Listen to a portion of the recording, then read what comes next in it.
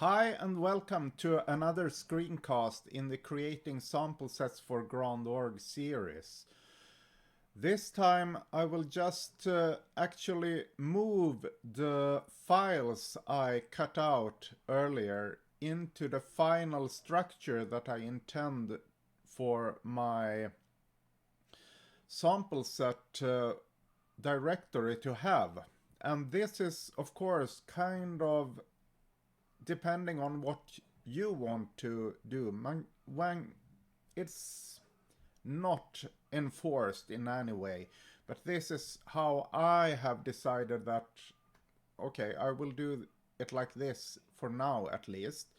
So my main directory is just called my chamber organ, and in that I will have a pipes directory, a noises directory, and an images directory. And then eventually we will have an organ file down here. So what I'm going to do, since I have a multi-channel recording, is to in the pipes have different directories for AB and XY, both for the pipes and for the noises. This makes it easy to separate what kind of microphone setup was used for the different samples. So that is what I'm going to do. So from the AB original cutout files, I'm going to take the noise files and copy them to the noises AB, like so. And then I will do exactly the same for the XY instead. So that I will go to that and take the different files and copy them here. So now I have the noises like that, and I will do exactly the same for the pipes, only this time keep in mind exactly what is copied where. So this is the XY.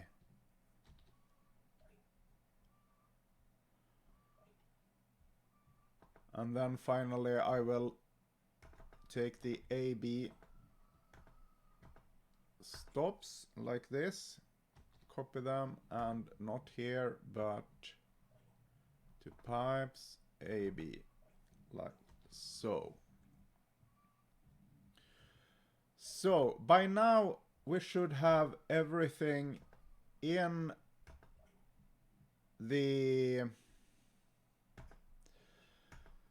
final sample set layout that I'm going to use for this sample set. So the pipes have each of the microphone setups have all the stops in them, and in the stops we have release, separate extra release, shorter release versions, and these are the complete samples that also include the longer releases. And in a similar fashion in the noises I have separate for the AB and the XY, and the blower noise is just a single file, nothing special. Key noises have the attacks here and then a separate release folder. And for the stop noises they are just put like this with on and off versions of them. So this is basically it for this screencast.